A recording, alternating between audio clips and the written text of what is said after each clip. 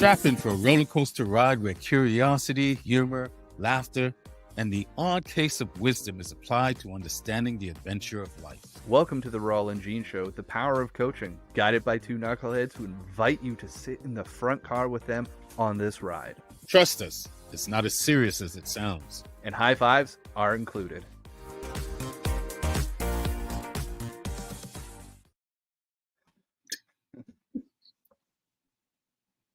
All right. I'm going to edit that intro and put some B-roll over that. I can't. I'm actually thinking, you know what? We should leave it because every time we see it now, we laugh. Well, welcome to the Rawle Gene Show, where we don't take ourselves too seriously. Not at all. We're very wide-eyed when it's about not being too serious. Trust us, it's not that serious.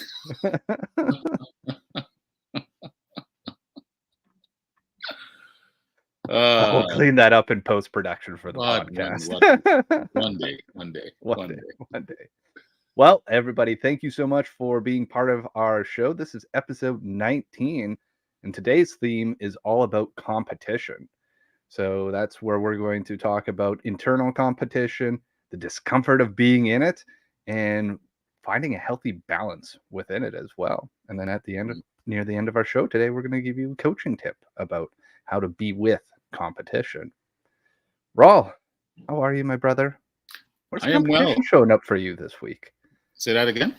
How's competition showing up in your life this week? Competition shows up every day. Ooh, go more. Say more. Every day.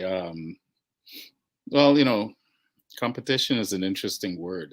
To me, competition is just a tool like love or anything else.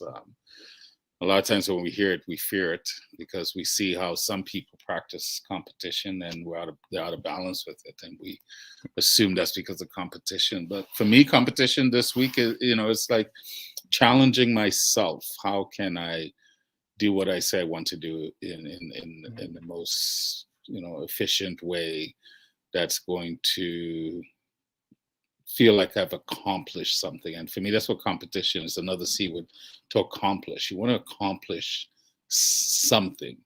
Because when you look at competition, a definition of competition, then it'll tell you, well, C, compete, right? And it's any time you're trying to do something that someone else is trying to do. And we use words like you're trying to win or to beat someone else. But even when you're trying to do something that someone else is trying to do, you're really just competing with yourself in regards to, am I clear with what I want? The challenge that's in front of me. And a lot of times that's where competition comes from, because there's a challenge that you're facing. Right? I like this reflection of like bringing it internally and seeing how competition can be applied to, like, I hear you say challenge. I also hear clarity, like internally is like, if you're going to be in competition with yourself, or how do you bring that clarity to competition to say, this is what I'm striving for. This is what I'm trying to gain from it. And then why, and who do I want to be in that pursuit of it all? Yeah. And it's, it's a constant thing. I mean, look, competition is around us. Competition is part of life. Some people want to argue it isn't. You just look around. Trees compete with each other to get to the highest point, to get as much sunlight as they can. Animals compete with each other for their own survival, for territory. It is not just something that we do. It's part of this world. The sun and the moon are in competition. This is why the moon is pulling away, because the moon wants its own gravitational force, so it's slowly moving away from the earth. So competition is healthy. It's just how we use it, how we view it. And for me, again, when you think of competition usually comes from a challenge. What's the challenge that you're facing? What's the challenge that's taking you out of your comfort zone? That's not placing you in discomfort. And that's why a lot of times competition comes around. It places you in a discomfort. You're trying to figure out what you want. So that's why I say, if you look at the challenges, when you talk about clarity, what is the challenge asking of you? So like this week, my challenge was, you and I are building this coaching show in our coaching business. So this week, I was challenged to put more information out, to put myself out. What am I needing to do? Not so much in competition with you or any other coach. What is it that I want to do to accomplish this week for that goal of wanting to make this show better and to make our coaching system better? And that has nothing to do with anyone other than myself, right? Am I clear in the goals that we've established? Do I understand my role within the goals we've established? What are the things must I do within what we've established? And no one else can do that but me, right? Yeah. Because if I don't get it done, it doesn't get done, and then I don't yield the results and the benefits that I want, and then I only have myself to blame. And if you extrapolate that into the external world, it's the same thing. It's like when I was coaching football, I used to always tell my boys, yeah, we're playing against another team, but the true competition is individual. Mm. You're going to trust how you've been trained and what you've learned. And then do you have the courage to put that out there and accept what comes from it? So, we always want to test our mantle and see how we measure up to some degree.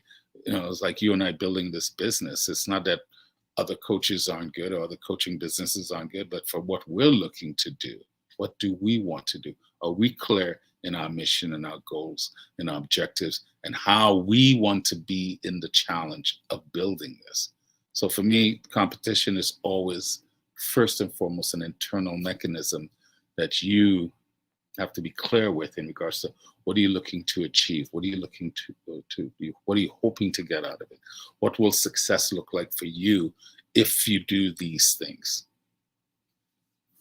Love that. It's like you're constantly competing with the person in the mirror versus and I think that to me, that's a healthy way of looking at it. Is like, how can I compete with the previous me? And actually my daughter's dance teacher said something to her yesterday. Is like, my goal is that you're a better dancer when you walk out the door than when you came in the door. And I thought that was such a healthy frame to share with her. She's 10. She loves dancing. She's doing a hip hop solo and just is doing something that's so far out of her comfort zone because this solo is really pushing her. And it's exciting. And she came back to the truck just going, oh, that dance teacher's mean in all the best ways, Dad. Like, oh, this is hard. Like, she just huffing and puffing. And then she shared that little insight, and she's just like, oh, I'm going up against kids that she looks up to in this potentially now with her solo.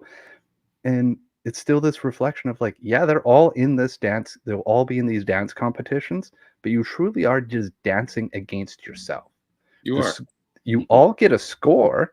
And the same thing in life is like in some shape or form, everyone's getting a score, but it's like, it comes down to your technique, your ability to put on a show and pull all that together. That's your score. And it just so happens your score may be higher or lower than somebody else's. And it's actually not a reflection of the two dances, just as in life, it's a reflection of what you put into it and how much timing and preparation, technique, and all these things that go into it. That's that competition of like, I'm competing against my own score, and do I know how I'm being scored? Because then I can prepare, I can work, and I can train, I can do all the things to keep leveling that up in a very healthy way. And it is to me very healthy. If you step out of thinking of winning or losing or failing, as opposed to whatever it is I'm doing, whether I'm looking to build a business or I'm competing in sport, how can I make myself better every day to achieve what it is I want to do? Right. Because once you figure that out, it's like, again, going back to coaching football. Yeah, we are going to compete against someone else, but we're competing against another team that understands the same criteria, the rules of the game. Here's the gridiron. So this is the field of competition, and the field of competition has guidelines and rules, and we're all subjected to it. So now it's up to the teams that perform and makes the most plays when the situation really matters. Can you rise to the occasion? Can you put aside whatever fears you may have, whatever low vibing thoughts you may have, to exercise what you've what you've been trained to do, whether it's in sports, whether it's in business, whether it's in life. You know, lions and hyenas compete all the time for territory and food. Like I said, different plants compete for territorials. Pollinators compete to pollinate. Yeah. You know, without competition, we don't have a life. And I think a lot of times people fear competition because sometimes they're more jealous and envious of someone else doing something that they wish they could do, not realizing they can do it. But have you dedicated yourself to training and developing your skills and abilities to do that? Do you have a clear vision of what you want to do? Say I want to run a marathon, right? That's a challenge that I'll accept. That would take me, well, that won't happen, but that would take me That's gonna say that you could. No, That would take you out of your comfort zone. Completely out of my comfort zone. But if that's something that I really want to do, then I'm accepting the challenge. It's taking me out of my comfort zone. Okay, fair There's enough. a few things I'm hearing here, Rawle, is there's this acceptance of being outside of the comfort zone. And I think this ties back to, we've done a few shows on certainty versus uncertainty. And that's those two things is like, you may be uncertain of what it's going to take, but can you be certain that you can withstand and learn outside of that? Yes. The other part that you were talking about too is like that jealousy and insecurity when you're trying to define what it is you want to do and you're looking externally. The flip of that, the antidote, I think, to that is humility. Is looking at them going, oh wow, like this is accomplishable. This can be done. Then going back, do I really want to do this? Yes, no. Okay, yes. What are they doing that I can learn from them? How can I be like, oh man, there's somebody that I can put in my circle. Either they may never know that they're part of my circle or not, but I'm going to continually put myself around that type of person because that's who I want now to be. And that changes. You talked about low vibe, high vibe is like, well, what's the right vibe for the competition and the places you want to go? And are you putting yourself in there and surrounding yourself with that versus looking at it going, I'm jealous that they got something that I don't? Be like, here's the thing. They just worked on it before you. Yeah. That's it. That is it. If I can add on to that, it's not so much, you know, and I agree, you know, like when I was coaching, you know, very early on in my coaching career, I would look at teams that achieved at a very high level. So those are the teams that I would use as kind of my mentor, my touchstone. What are they doing that we can do? Because what they're doing, we can do. And it's not that I want to become that team, but there are things that they're doing that I could learn from, like you just said. So I'm not looking to become them. What I'm looking to do is, what can I learn from you? Because I respect what you do. I appreciate how you go about your business. So what can I learn from you? There's things that person, that team would do as well that you don't agree with. So you don't have to include that. But there are things that they're doing because obviously you have identified that they've reached a level of success that you would like to get to. So what are the components that they're doing that you can now incorporate into your game? So you know, to me, that's how you deal with the jealousy or envy. Is number one, recognizing, okay, first of all, that's my own internal mechanism. That's me kind of feeling bad because they're doing something that I think I can't do. That's not true. I can actually do it if that's what it is I want to do. Yeah. Now, if you want to do it, find out, talk with them. You know, how did you get to this level? I spoke to many coaches, and then they'll say, you know, this is my philosophy, and this is what I do, and this is how I organize practice, and so forth. I go, I like that, I don't like that, so I don't have to worry about that. And then you incorporate it into your arsenal, and then you make it your own, right? And then if what they're doing is bang on the way it is, duplicate it, right? One of the best ways we learn is vicarious learning. Monkey see, monkey do. So why not look at people that are achieving and at a level that you would like to get to, so you can learn from them? You're not going to take everything that they do, but the things that resonate with you, you can then bring into your arsenal and go, okay, how do I make this mine? What do I need to do to sharpen my saw around this skill set? So what I like about that is like, it's just like you're taking and integrating the pieces that work for you from that place of inspiration, from that place of acknowledging and accepting that what you're trying to accomplish is accomplishable. And now you're starting to take the little pieces and going, what's right for me, and trying it on and going, do I still like this? Constantly going back to that check as well. It's like, do I like this? Is this still being in integration with who I want to be, and in alignment with who I want to be and how I want to show up? And the other part that you put in there is like, I think it's Ed Milet had at least I caught this from him. He says it's caught, not taught. Right. So if you're being around that, you're going to catch what they're doing. Yeah. Versus, them coming in and teaching you. And then you to take that down onto the other people in your life. They're going to see you doing these things and catch it and go, what's happening there? Because we could, the old saying, do as I say, not as I do. This is competition's all about flipping that around. It's like, here's what I'm doing. Right. Now, does it match what I'm saying? Yeah.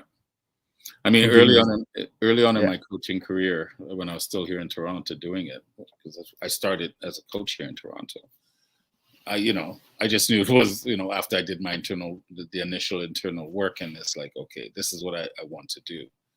But I had no idea what that meant and how to do it. Yeah. But I had a friend that was coaching, executive coaching. So, I asked her if I could talk with her and then maybe spend time with her and listen to the things that she said. Actually, one of our clients was good enough to let me sit in on a meeting, so I was able to just listen to her questioning, her tempo, how she greeted her clients, just everything. I just took it all in, and the pieces that really resonated with me, I held on. The other pieces, I let go. Right. So it's important because all I'm doing is gathering inspiration. That's how I look at it. I'm gathering inspiration. Mm-hmm. So then I can take that inspiration and add it to my motivation. Well, what are you motivated? Well, I'm motivated to be a really good football coach. If I'm motivated to be a really good football coach, what does that mean? Yeah. Like, what do I need to do? What skills am I lacking in? What abilities am I lacking in it that I need to develop so I can become a good football coach? What is it about me that says you're a good coach? So really doing an inventory in yourself and going, do I have the skills and abilities to be a good coach? What's my vision for being a coach? What do I hope to accomplish? All these things. So it's just gathering inspiration from wherever, from others, from examples that have come before, and taking that and bringing it into because I can't motivate anyone. You can't really motivate. You can only inspire. Yes. And take that inspiration to add to your own internal motivation and going, okay, I need to do this. If I do these things and I do it consistently and I do it with a joy, be playful with it, you'll yield positive results. And I think you'll then start understanding competition in a different way. Mm. So. Yeah. And I love all of that, Rawle, is bringing you back down to that being like, what are you, right? Is this something that you enjoy? Yeah. If it is, are you willing to do the hard work? Are you willing to be uncomfortable and in that place of discomfort in service of your growth, in service of your learning, in service of those who you claim you want to help, be it in whatever role you are, an executive, a parent, a husband, a father, a janitor? It goes all the way down. These are all your choices. You can stay safe and stay set in your place, or you can be like, I want to be the best at fill in the blank and why. I think those two are really important components to lighting that fire of like motivating yourself and being in competition with the past you. Because if you still hold the I want to do this and the why very clearly, the rest can start to take care of it if you put the work in. Yeah. And the work is the sweat equity that you're going to put in towards being that and being in competition with yourself. And I think also, when you, sorry, go ahead, finish your thought. It's like, Simon Sinek has a great part in The Infinite Game about the value of having a worthy competitor. Is like a worthy competitor is something that helps iron sharpen iron, or steel sharpen steel, right? Like it's actually very, very healthy to be like, here's why I honor you. I see what you're doing. I want to beat you because it's fun. You want to beat me too? Yes, we're going to make each other better We're gonna along the way. And like, yes. think about what we're going to accomplish. And if we look at each other as going, I honor the hell out of everything that you're doing, and it makes me want to be +1 and figure out how to continue to grow in these ways, and going, I see you, you're a little bit ahead of me. This means I can catch up. Yeah. And just accept the fact that, you don't have to accept it, but I invite you to accept the fact that the pie is big enough for us all to eat. Yeah. It's Of big course, enough for us all to eat. Is just a notification I forgot to turn off. It's like, Well, actually, I one of our viewers has a question. oh, Can a okay. worthy competitor be an industry peer? Yeah. Say that again? What was the question? So Neil says, can a worthy competitor be an industry peer? Oh, 100%. 100%. 100%. Right? Especially if this ties back to what Rawle was saying about the pie is big enough for everybody. Yeah. The pie is as big as how willing people are willing to serve and create more pie versus steal pie from everybody else. I'm holding up this phone. Why do I have an iPhone? Because you make poor forget the choices, but politics. that's beside the point. Well, I actually have a Samsung because I was given this by my niece. So, but I've ever since I started using a smartphone, I've always liked iPhone. I don't know, maybe it's just because it was the first phone I got and I stuck with it. But I have tried other phones, and the reason why I have an iPhone is because of how it operates, how I feel when I use it. It's simple for me to use. Some people go, well, the marketing. I go, yeah, we're in business. If you're in business, you're going to market. You're marketing to position your product. And then you're positioning your product with the masses. And then the masses will determine whether your product is going to be successful if it produces benefits, if it meets their incentive. They'll gladly take money out of their pocket to give it to you. Yeah, but if they don't know you exist, problem.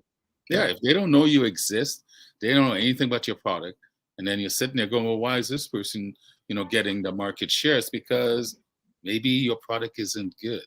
So competition can yield good innovation. Competition yields choice, right? Don't get confused with people being out of balance with competition. Competition is a good thing. Like I said, if we didn't compete, this world wouldn't exist. It's all around us, competition. You see it every day when birds are flying around looking for the worms or whatever it is that they eat. It's around us. It's how you use it.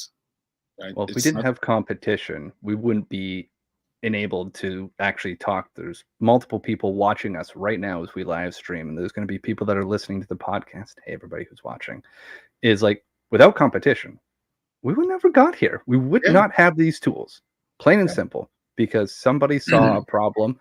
And this tool we use is a StreamYard. There's Riverside. There's tons of other tools out here that do the same similar thing. And they're all like adding to the pie of what we can do by being able to share our voices on this thing called the internet. Was actually built in competition because we're all here on the internet because of like a military initiative. Yeah.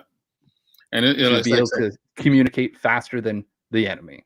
And this is why we have this show. We have a show because we think we have a good idea, and so far it's been proven to be a good idea. We want to grow it and we want to get bigger. Well, we have to, this is why every week I promote the show and I invite people to the show. It's not that I'm saying, well, you got to come to my show because the other shows suck. No, not at all. Not at all. No. Are we the right voices for you? The way we speak, what we're positioning, does that work for you? If you find value in it, you will show up here. If you find value in someone else's show, you will go there. And I'm good with that because the choice lies with you. This is what a lot of people in society don't realize. Vote with your you vote with your dollars every day. Yeah. But are you doing it consciously or are you just kind of doing it subconsciously? Make smart choices. It's the same thing for you internally, right? If you're not really being clear with what you want, how you're going to go about it, and the value that you can produce then people aren't going to necessarily want to deal with you, Mhm. right? It's not a right or wrong or good or bad. Are you positioning something of value, right? People love to dump on Amazon and Walmart and all these companies. Oh, they're so big and these billionaires are taking advantage. Nobody put a gun to anyone's head. And if they didn't present a value, you're not going to take money out of your pocket and give it to them to buy an iPhone. Yeah. Right. So to me, we need to re-examine how we look at competition. And whether you're playing a team sport or individual sport, you're still competing. Right? Team sport, you do it with others. Individual sport, you usually on the day of competition, you're competing against yourself, against the field. Mhm. But even you standing there by yourself, you didn't get there by yourself. You had a coach. You might have other components and other people in your life that helped you to get to that point. So that's your team. But the day of a competition, you're the one actually doing it. But you didn't get there by yourself. But whether you're in an individual or team setting, you're the only one that can do it. Are you going to do your job so you don't let the team down? Are you going to do your job if you're competing individually so you don't let yourself down and the people that are supporting you to hold you there to be able to compete individually? And to me, it's the same thing that applies in business and in life. Yeah. It just like screams to this quote that's on the gym. One of the gyms I go to is you can have results or excuses, but you can't have both. Mm-hmm. And it was a quote from Arnold Schwarzenegger. It's just something that really resonates. It's like you can get in there and you may not get initially the results or every time you're up at bat, because we were talking about on one of the other shows is like professional baseball players, like what 40% is like a real like high level of hitting the ball. 33%. Right? Like that's the same thing in life, but are you prepared to attempt to get the hit on the ball? And Yeah. learning, part of that competition, part of the healthy component of competition is realizing the friction of discomfort, and the friction is actually the required part of the growth. It's an incredible important ingredient that goes along with it. And part of that friction is when you miss, when you've tried your best and you're like willing to go, what am I going to learn from this versus Mm-hmm. what am I going to beat myself up over this? How am I going to like manifest not hitting the ball ever again, but actually going, okay, I want to learn. And I think the real power within that friction component of when you miss the 70% that you're going to miss is like, can you get that space from missing to learning and reintegrating that learning as short as possible? Yeah. You can still say, oh, fuck.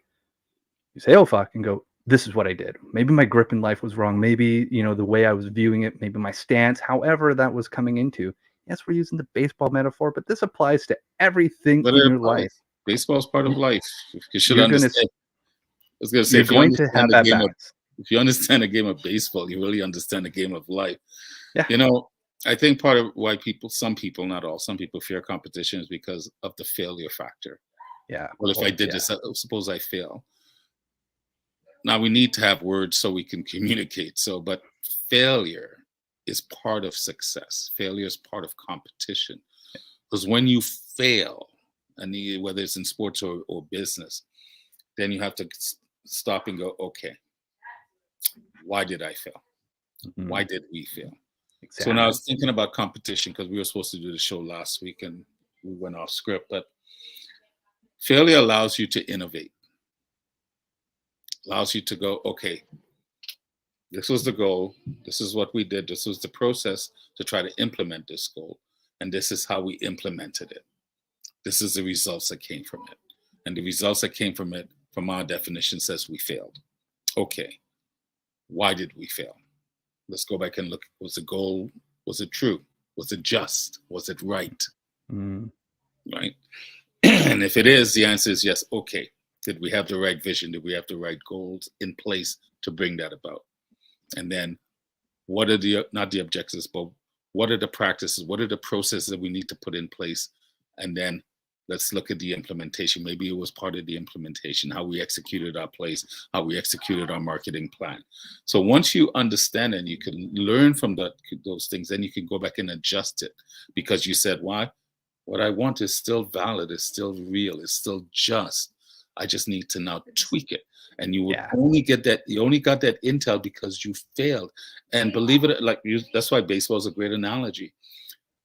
You fail 7 out of 10 times. When I'm just talking from a batting standpoint, they pay guys millions of dollars to be a 330 hitter. 33% of the time you're succeeding out of 10. That means you're failing 7 times. And every time you strike out or you don't get a hit, it's an opportunity to go back and learn. Well, did I watch enough film? Did I understand the pitcher, his delivery, when he releases his delivery point? Am I picking up the ball properly? What do I need to do to train my eyes better, my hand-to-eye coordination? There's so many things you can learn. It's not so much that that person was better than you in that moment, but they're not better than you. Because you were both signed off on competing, my skill against your skill. In this moment, your skill trumped mine. Fair enough. Be like, damn it. But good work. But right. Good work. And now I can that learn. ties back to the concept you said, is it right, wrong, or just? Is like pull it back to, is it still worthy of your time and your attention, right? We talk about paying with your dollars, be like, you're paying with your attention as well. Mm-hmm. Are you putting the attention on being prepared? And however you step up to whatever plate in life you need to step up to, have you prepared for it? Because what's going to show up is going to be a direct reflection of how you prepared and what you prepared. And then are you learning to take lessons from that swing and adjust how you're preparing? Yeah. Like Rawle says, it's a process. It is a process, and it's not fixed, and it requires, like we was saying earlier, friction is an incredible important ingredient to word. Say, where do I need to adjust in my preparing, in my planning, and in my execution? Where's the friction? Yeah. And how am I then adjusting it, knowing friction is always going to be there? It's just like you kill one problem, 2 more show right up in its place, because it's going, oh, you're good at solving problems. Yeah. Good. Keep going. Keep going. Exactly. And, so that's what I was saying, I wrote this down last week when I was thinking about it. So, the benefits to competition, or remove the word competition and put challenge in there. Whatever. It's the same difference. Yeah. Right. So innovation allows you to be innovative in understanding your practices and your process, and go, what needs to change? What do I need to eliminate? Most of it is really good, but what do I need to add to get me to the next level of where I want to succeed? It breeds choice, right? Because of that failure, you now have a choice, right? You don't have to keep trying to fit a square peg in a round hole. You have a choice. Oh, yeah. I could round out the hole or the square part to make it fit if that's what I want. What's the other thing I wrote? It also allows you to be more mindful to what you're offering. Oh, I love that part. Right. It also allows you to be more mindful to what you're offering. So when I'm, like I said, competing with myself, when I'm not doing the things that I want to do, I don't sit there and beat myself up. What I do, though, is like I step into a mindful state and go, okay, why didn't you do what you were supposed to do this week? There's nobody else to blame. I'm not even blaming myself. Yeah. I want to learn. What didn't I do?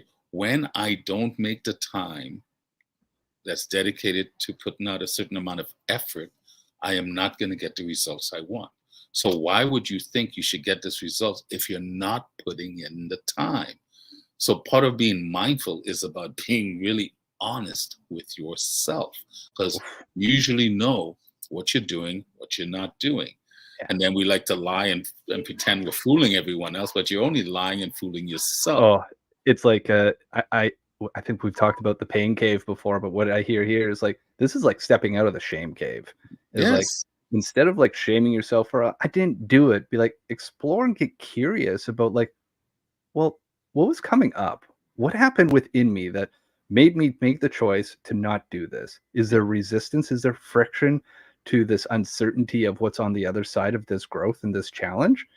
Maybe I need to explore what that is and connect to who I could be on the other side of this versus who I am today, and going, do I like this gap? Am I okay with the space that I'm in? Is like, stay safe, stay set, bet on yourself.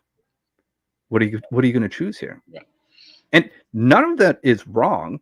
It's like, which one is most worthy to you in this moment? And knowing which one more aligns with what you say you want and your vision, right? And then, so I talk about innovation, choice, being mindful, and then it allows you to fine tune your processes and your practices, right? And then the last thing that I wrote down was adaptable. It allows you to be adaptable, allows you to pivot when you see that, okay, we've been going down this path and that's not working. Oh, we don't have to continue going down this path. We can do a hard right turn if we want to. So it allows you to be adaptable. But adaptability is not about shaming yourself. It's about going through the process. It really allows you, to be honest with you, critical thinking and how to break down problems, to understand what it is that I need to do. This isn't about shame. How can I critically think? How can I be mindful of my thinking to understand the competition that I just took part in that didn't yield the results that I want, but it's still valid. I just need to fine tune it. I don't need to throw the baby out with the bathwater. I just need to keep the baby and change the bathwater. Right? So, me, competition is a very healthy thing. And it's like everything in life, it's about balance. Right? It's about balance. But ultimately, you're always in competition with yourself. Oh, and what I like about that word adaptability, Rawle, that you share is like, it also means that you don't have to hold on to anything too tightly. Is right. Like those things don't necessarily define you, because you can be like, oh, either my how is not working, or I can look at my outcome and my why and go, what do I need to make so I'm actually motivating and inspiring myself towards this? Because if nothing about this inspires me, I can actually let it go if I'm adaptable. Exactly. Or this still inspires me and I'm still learning the how I'm going to get there. And I can hold that really loosely without being like, I'm a failure for not figuring it out yet. Be like, shit, I'm a person on the road trying to become that person. That's exciting. What a story that I'm about to tell. And that's a much different experience and perspective to have around that, and will allow you to actually move gracefully through that, being adaptable. Yeah. See, to me, one of the biggest things is when we look at competition, we look at other people that succeed. Like, in the poetry world, I have a number of my friends that are getting published all over the place in anthologies and so forth. And I think there are human naturally to be resentful when people are succeeding.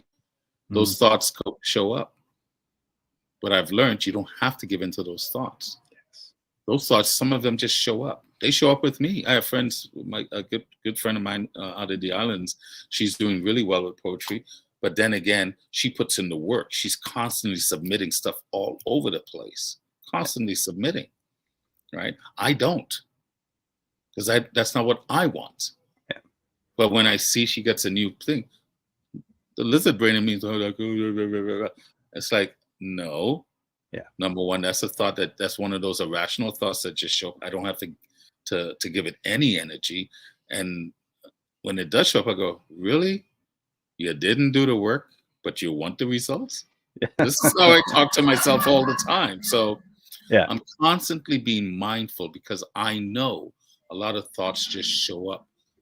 I don't have to give them energy. Yeah. Because those types of thoughts aren't aligned with my goals and my vision. So why would I give them any energy whatsoever? So I said competition yields so much, but when you just fear it without really understanding it. So for those that are listening and for those that will be listening, I invite you to do some research around competition, because it's a natural energy in life. We're competing constantly. How we compete, that's up to us. That's the choice. That's the choice. Yeah. Right. And I choose to do things now that bring joy, that I have fun. You guys see us when we come on the show, and we're always laughing because of the intro. But you should see some of our production meetings, because we're always laughing. Yeah. Well, 99% of the times we're laughing. And even when we're not laughing and we get into serious moments and we have moments of contention, we're still learning from each other because, again, that friction, look what it yields. Oh, yeah. And that friction that may come between Gene and I, that friction is not bigger than us because we have a goal that we're going to be respectful to each other. We respect each other. We respect the skills and tools that each of us have that are different from the other. It's not that Gene's better or I'm better. We both have our skill set that's suited for us. And we have a skill set that blends well together for most parts. And when it doesn't, we talk it out. That friction yields so much. So, and I think, like to add to this, because we're also in competition with the clock right now. So I wanted to kind of pin this down here and then move on to our coaching tip to let everybody get on with their day. Yes. One of the things about how we've dealt with friction is we identified that up front and we continually revise that we're going to have conflict. How do we want to be in conflict? And we put that between us because we are in competition of building this business, of building our podcast, of doing some wonderful things together, which are going to result in greatness. But we also identified up front, we knew because we are trying to be in competition with our old selves and building something, we were going to hit conflict. And how are we going to be? And I think we've done an incredible job of holding place without, Rawle says, we can hold judgment around it without being judgmental. And I think that's a real powerful distinction. And we bring that up in a lot of our production meetings too, because there will be times where we're close on what our goal is, but then we have to fight it out to figure out how are we going to sand this down and make it right. And it's healthy. I told my son this the other day when he was going through some challenges, I said, life is a fight. Life is a fight. So if life is a fight, then be a fighter. But what kind of fighter do you want to be? Be a fighter that you're always striving to surpass your best, to make yourself the best you, not better than someone. I am not better than anyone, but I do have skills and abilities that I have that others don't. And they have skills and abilities that they have that I don't. So how am I making myself better with each breath? And Rawle, I think the one thing that you said there that I want to champion you on is you are better than somebody. You're better than the old you, the previous. Very true. Right? You are better than somebody else. This is why I love the old you. You see these things. You see. I got you. I see you, Boo. Oh, Boo, you make me feel. But it's true. It's true. Yeah. So anyway, I think we're at the witching hour here. We're really competing with ourselves to keep it under the 40-minute mark. That's all right. So now we're going to flip into our coaching tip. 45 minutes here. 45 minutes. 45 minutes is fine. We're here. So our coaching tip of the week around competition are some questions. What's your relationship with competition? How do you experience competition daily? What do you do when you face competition with self, with others, with the market? What roles does competition play in setting, working towards, and achieving your goals? And how you choose to play is completely and totally up to you. You got to be able to be right and support with that for your worthy competition. We hope that you take these questions, think upon them between now and our next show. Yeah. And until next time. Oh, before you go, though, before we go, Gene, before we go. What is those questions that Gene's position? I invite you to not just take him away and answer him yourself. For those that are listening and those who will be listening, drop us a comment on the Peel Back page with your answers. I would love to hear some of your answers. Yeah, maybe we'll read it at another. We've been talking about content. You know what we should do with these tips is turn them into a weekly poll. Yeah. So would love to hear your answers to those questions, because those are very good questions that Gene's posed. So anyway. All right. So everybody, we hope that you find your worthy competition and you are able to define your role with it, find the clarity, find your space and peace with friction and everything else that we've shared today. Until next time, make sure to follow us on YouTube and LinkedIn if you want to join us live. And as well on the podcast, you'll find the Rawle Gene Show, The Power of Coaching, everywhere you listen to podcasts. Hit that subscribe and follow, and we will see you all next week. Till then. Oh, no. Had the wrong page open. I'll edit this out. Oh, one last thing. It's the legal language. This podcast is presented solely for educational and entertainment purposes. It is not intended as a substitute for the advice of a physician, professional coach, psychotherapist, or other qualified professionals.